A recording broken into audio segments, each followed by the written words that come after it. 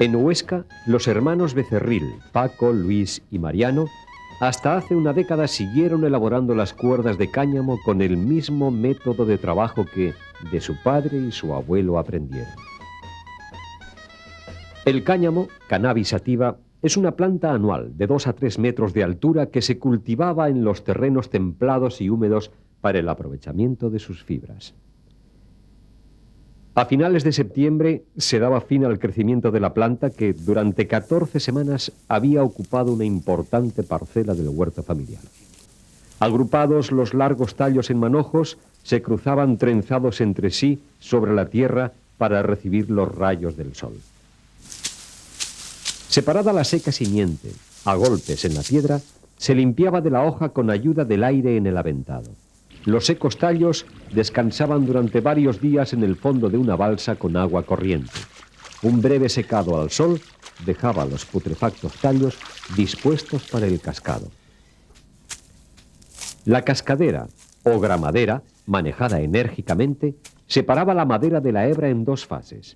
Primero de la mitad a la raíz y después de la mitad a la punta. El espadado contribuía a desprender la cascarilla que se quedaba entre la hebra. Para ello, con la espadilla, se golpeaba la larga cabellera de hebra contra el respaldo de una silla o contra la gramilla. Al espadado le seguía el peinado, cuando se trataba de obtener hebra para la confección de prendas finas como toallas, sábanas, camisas. En madejas llamadas cierros, se guardaba la fibra para ser trabajada al calor del hogar o para otros usos.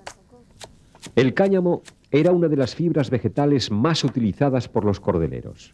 Se adquiría normalmente en la región de Murcia, con forma de cierros, en fardos de 100 kilos similares a las pacas de paja. En ocasiones se trabajaba el cáñamo elaborado en la propia comarca o en las circundantes.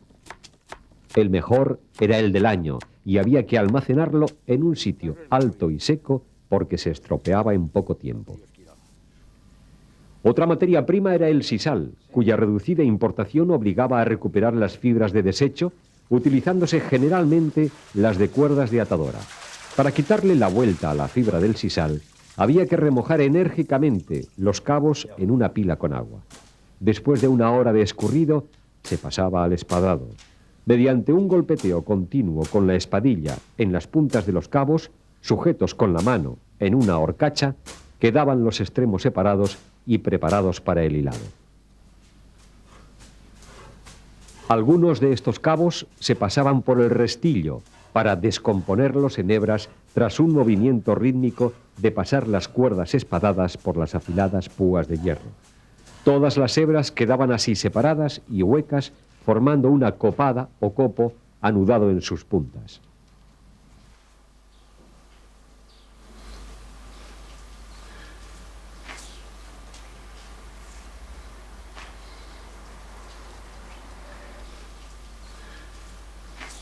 El trabajo del cordelero se hacía al aire libre y necesitaba mucho espacio, tantos metros como longitud de cuerda se fuera a elaborar. La distribución física del ambiente de trabajo era longitudinal. Un extremo de la explanada de trabajo era ocupado por la rueda de madera. Esta, de gran tamaño, iba montada sobre un apoyo del eje a modo de cojinete en los extremos de los campanares empotrados en la tierra medio metro y reforzados con unas patillas. Junto a la rueda se colocaba la cruceta, que podía ser de distintos tamaños y composición, según el trabajo a realizar. Se introducía en el falcadero o agujero en el suelo, reforzada con unas falcas para facilitar un cambio rápido. La tensión de la cruceta hacia el lado opuesto de la rueda se hacía con la cuerda llamada garrotera y hacia atrás con la llamada trasera. Las crucetas, según su función, tenían un número y tamaño determinados de carruchas, rematadas en su extremo por la alarba de alambre o liza que permitía enganchar los hilos o cordones. Junto a la cruceta, la estaca de madera servía para atar los trabajos ya elaborados. Los restillos, separados entre sí a una distancia de 12 metros aproximadamente, impedían el roce del material ya elaborado en el suelo. Una cuerda llamada polea transmitía la fuerza motriz desde la rueda hasta las carruchas de la cruceta. La fabricación de una cuerda comenzaba por la elaboración de cada uno de los hilos que la componían. Para ello se preparaba la cruceta de hilar, introduciéndola en el falcadero. Se colocaban las poleas de cuerda en las carruchas de diámetro pequeño y después de tensar la cuerda trasera, se repretaban las falcas de la base para su fijación. Dar garrote se llamaba al hecho de tensar con la cuerda garrotera, dejando preparado el sistema motriz de torsión. En el proceso de elaboración de las cuerdas eran necesarias al menos 2 personas. Mientras una hacía girar la rueda, la otra hilaba.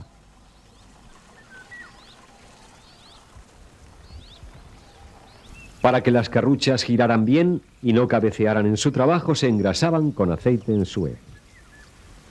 El aclarado y preparación de los cabos de sisal evitaba que, por su gran longitud, se enredaran durante el hilado, deteniendo el proceso. La manera era un trapo de lana que permitía humedecer los cabos, a la vez que impedía el roce continuo de la mano con las hebras.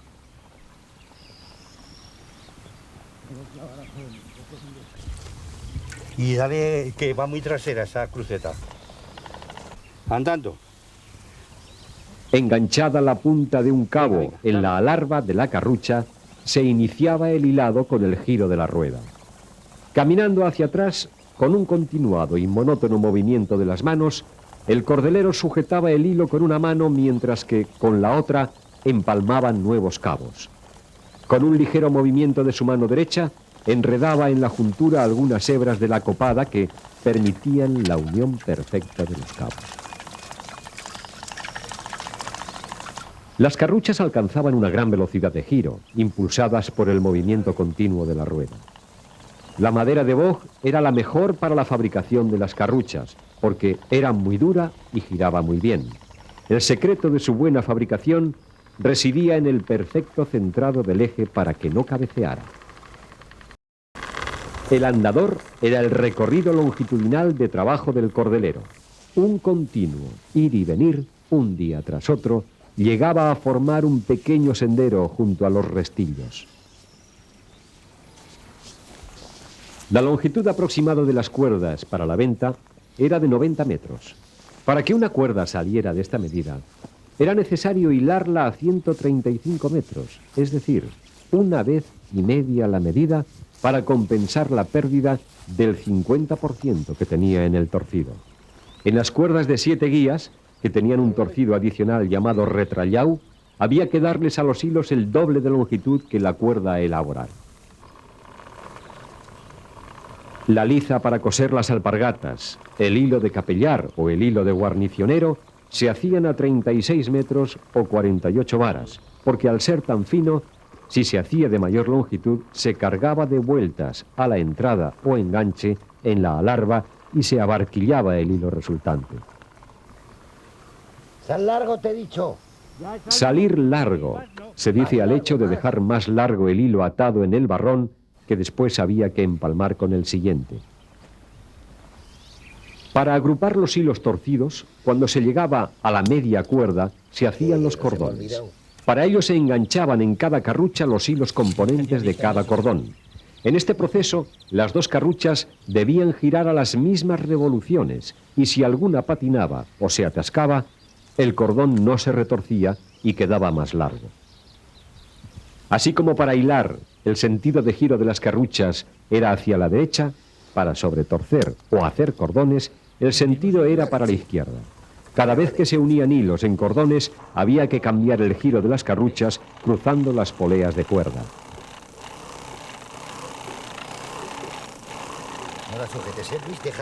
Media cuerda, como su propio nombre indica, se llamaba al conjunto de hilos que formaban la mitad de los cordones componentes de la cuerda.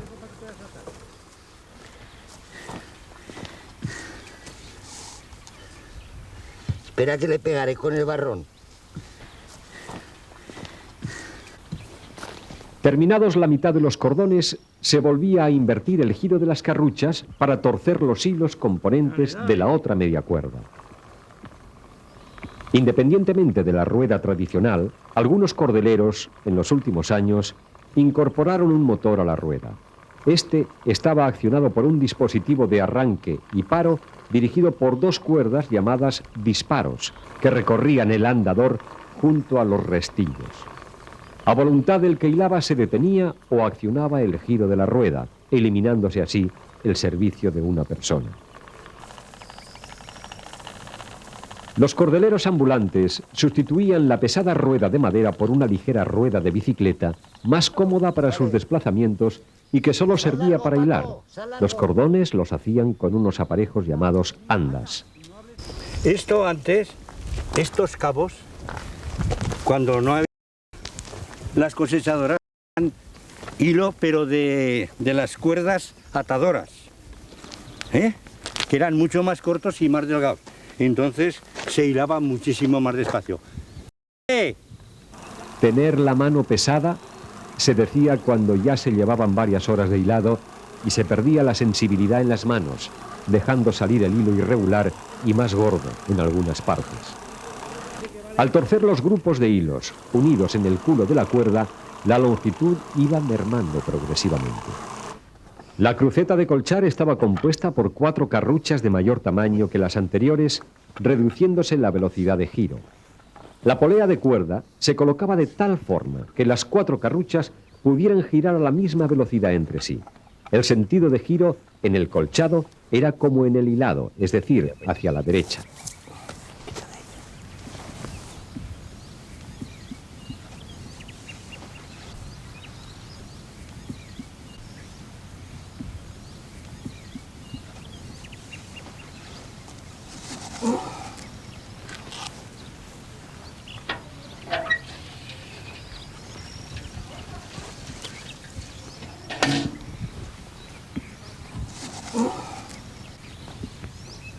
El proceso de colchar consistía en unir todos los cordones. En esta fase eran necesarias 3 personas, pues mientras uno daba vueltas a la rueda, otro sujetaba el gancho o cerrete, llamado así por su función de cerrar la cuerda. El tercero, con la trompa o gavia de distintos tamaños y de tantos canales como cordones, hacía confluir las guías en rotación en un punto central formando la cuerda. Normalmente, el gancho lo sujetaban las mujeres de los cordeleros cuando las cuerdas no tenían excesivo peso, pues la misma inercia de la rotación y el bando de la cuerda tomaban mucha fuerza.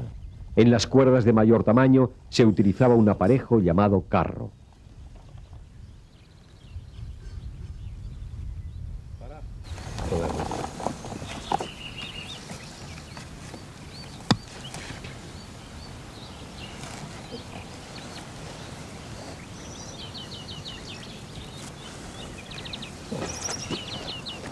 Floja, floja, floja, flojar, flojar, flojar, flojar.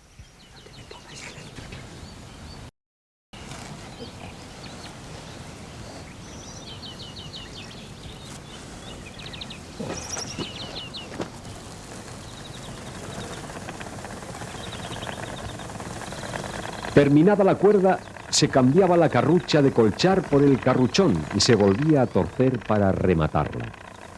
Las cuerdas que debían trabajar con mucho roce necesitaban una mayor dureza, por lo que se le daba otro torcido llamado retrallau. Sin embargo, los hilos para coser los alpargateros y guarnicioneros debían ser lasos, es decir, poco torcidos, porque así tenían mucha más fuerza.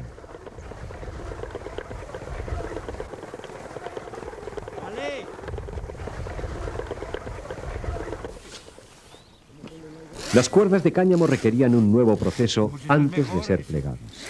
Pulir consistía en quitar la liestra o madera del cáñamo después de haber dejado la cuerda a remojo.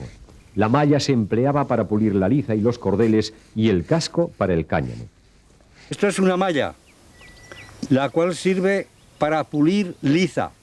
Y esto es un casco, que esto es para las cuerdas ya más recias. Con esto toda la liestra, o llamémosle madera, que lleva el cáñamo de procedencia, pues se elimina mediante haber mojado la cuerda antes, y con esto, pues, para explicar más claro, para que se entienda, pues como si la pulimos.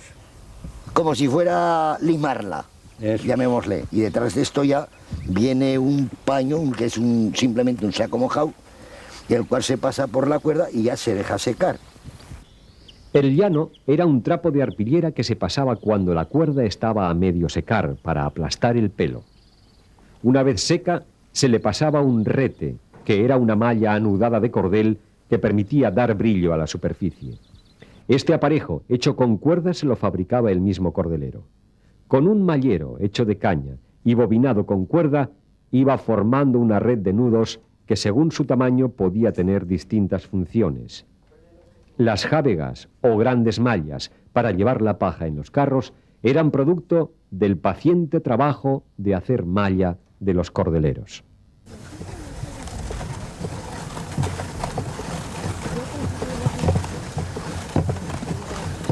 El molde de madera se utilizaba para plegar la cuerda que se iba enrollando en su superficie por capas llamadas panas.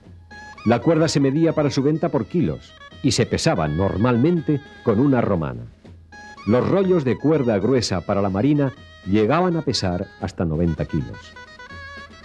El destino de las cuerdas era para su uso en los carros, camiones, galeras, construcción, marina.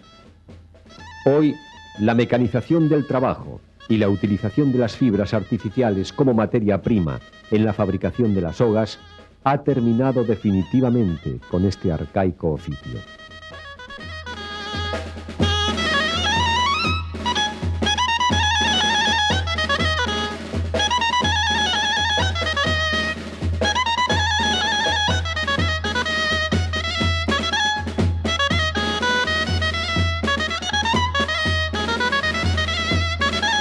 Soy Eugenio Monesma, director y productor del documental que acabas de ver. Si te ha gustado, te animo a que te suscribas activando las notificaciones desde la campanita y así podrás disfrutar de los cientos de documentales que ya tengo en el canal y de los que semanalmente voy a ir subiendo.